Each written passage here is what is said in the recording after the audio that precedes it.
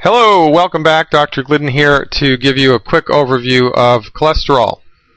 And if I were you, I would put a heavy weight on your head because your head is about to spin around and pop right off of your shoulders. Everything that you know about cholesterol is wrong. Not for any fault of your own, but because you have been a victim of misleading pharmaceutical propaganda for the last 50 years. I'm taking off the gloves with this one, folks. Cholesterol is a waxy steroid substance in the body. Every cell of your body, the wall around your cell, like the wall around a castle, is made from cholesterol. All of your sex hormones, testosterone, estradiol, estrone, estriol, progesterone, pregnenolone, all the stress hormones, cortisol, dihydroepiandrosterone, all of 75% of the white matter of your brain and all of the insulation that wraps around your nerves is made from cholesterol. You think it's important? Yeah, you better bet your life it's important. It's so important to the human body that your liver makes it. This is how statin drugs work. Statin drugs create inflammation in the liver, which halts the body's production of cholesterol. And then when you put people on a fat-free diet, their cholesterol goes into the gutter.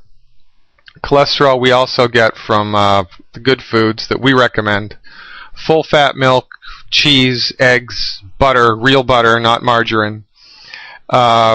Meat cooked rare, liver, and organ meat, loaded with cholesterol, and the mighty chicken egg. All right? All these things are high in cholesterol.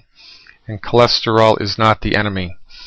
The cholesterol molecule is transported through the body by different lipoproteins. And these lipoproteins get all the press. You know them as HDL, LDL, and VLDL, which are very creative acronyms for high-density lipoprotein, low-density lipoprotein, and very low-density lipoprotein. Not a lot of creativity in the wonderful world of biochemistry. Now, the difference between HDL, LDL, and VLDL is really just the size of the molecule. There's nothing inherently wrong with HDL, LDL, or VLDL, and there are no diseases that are caused by cholesterol.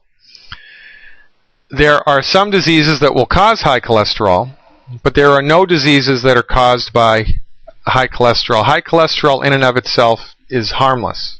It does not do anything good, bad, or ugly. All right? Nor is there anything inherently wrong with HDL, LDL, or VLDL. You could suck all of the LDL out of somebody's body, purify it if you could do that, and shoot it into yours, and nothing bad would happen. HDL, LDL, and VLDL are different clinical earmarks of how well your body is handling oxidative stress and free radical damage. The more free radical damage is happening in your body, the higher the LDL number is and the lower the HDL number is. So we use this blood work just as kind of a down and dirty way to assess somebody's ability to manage their free radicals and how well their antioxidant capacity of their body is working. But again, there's nothing inherently wrong with any of these molecules. You've been misled. Now, here's the relative size of a cholesterol molecule as it's floating through the artery or a blood vessel. Here's a cholesterol molecule, and here's a red blood cell. It's about the same size, a little bit smaller. Now, atherosclerosis is the buildup of a cholesterol plaque or a plaque inside an artery. And this is, of course, what causes the artery to become congested, and then the blood flow backs up and everything downstream from that dies. And if that happens in the heart, your heart tissue dies and you get a heart attack. But cholesterol is not the problem. Cholesterol is, in fact, the cure and the thing that the body is using to fix the problem. Thinking that cholesterol causes blocked arteries or atherosclerosis is like thinking that firemen cause fires. Well, the bigger the fire, the more firemen there are. So therefore, a fireman must cause fire. The more atherosclerosis there is, the more cholesterol there is. So therefore, cholesterol causes atherosclerosis. It's a completely ass-backwards way of thinking. Here's really what happens. And all you have to do to understand this is be a hiker. So, in rivers, as the river wanders, through the countryside, it bends and twists and turns, and at the bends of the river is a beach. At the bend of every river, you'll see sand and silt get deposited.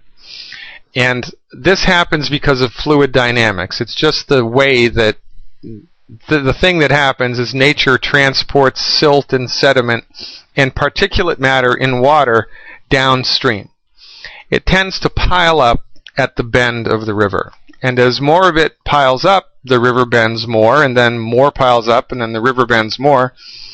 And finally, you get the generation of something called an oxbow lake, which you see right here, which is where there has been the buildup of so much silt and sand that it has actually cut the river off from that part of the river. So now you have a little lake and then the river meandering underneath it. It's all from fluid dynamics. The same thing happens in the human body. Arteries always get clogged where they bend. And Dr. Wallach figured this out 20 years ago, after overseeing 26,000 autopsies. You just do a couple of those and you can see that the artery starts to become clogged where it bends. Now listen, if cholesterol was a problem, it would be a problem in the veins as well as the arteries. But it's only a problem in the arteries. It's never a problem in the veins. This is another nail in the coffin against cholesterol being the culprit, because if it was cholesterol that was the culprit, it would happen in the veins also. But it's not. And here's what happens. You eat all the wrong food. You eat wheat, barley, rye, and oats, and oils, and fried foods, and the skins of baked potatoes, and well-done meat, and nitrates in meat. There's crap in the food, crap in the air, crap in the water. Your body needs this much nutrition. It only has this much nutrition. So it can't fight the inflammation that's caused by the food. So you eat food. It introduces free radicals into the body. The free radicals travel in the bloodstream and pile up at the bend of the arteries, just like sand in a river. When free radicals pile up against the bend of an artery, they create oxidative damage and the artery starts to tear. Now, is that a good thing or a bad thing? That's a bad thing. Because if the artery tears, you're going to bleed to death. So the body wants to stop that at all costs. The body has wisdom. So it rushes to stop the leak. And what does it use? It uses what it has a lot of, cholesterol. So it puts a cholesterol bandage on the part of the artery that's starting to leak, but that, of course, causes more free radicals to pile up right there because that's the nature of fluid dynamics. And then you get more inflammation and more cholesterol deposition and more inflammation and more cholesterol deposition, and then the whole artery's clogged. The cholesterol is the body's bandage. It is not the cause of the problem. The cause of the problem is oxidative damage caused by eating the wrong foods and not having enough antioxidants in the body to fix it. Free radicals are in all of these foods. And most Americans eat all of these foods for breakfast, lunch, and dinner, and we wonder why we're sick. And then you go to your doctor and he tells you, oh, it's just aging or it's genetic. It's a crock of crap. You get clogged arteries because you've been eating all the wrong food all of your life, and it's your doctor's fault. It's not your fault. Now, the fix for this is to stop eating those foods and to increase your intake of antioxidants. It's antioxidants suck up and neutralize the free radicals that are causing the damage. It's kind of a no-brainer.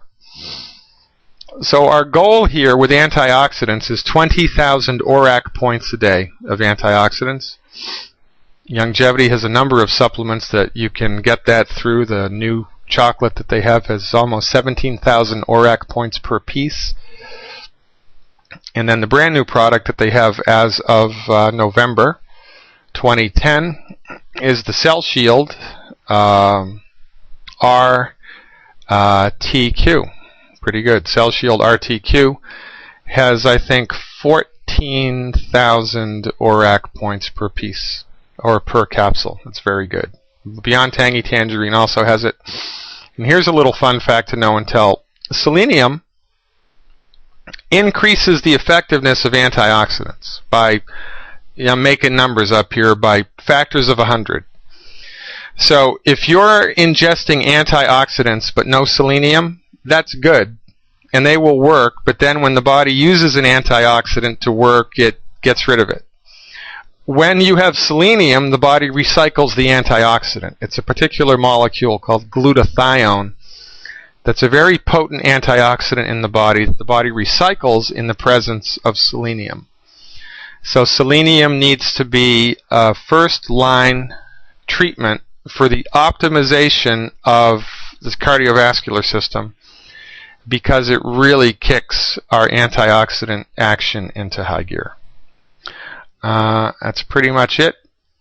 Here's an interesting website that you might want to check out. This is a Russian doctor put this website together, ravenskov.nu. So, if you need ammunition to convince medical professionals or healthcare professionals about the nonsense of cholesterol and its complete non-relationship with heart disease, go to this website.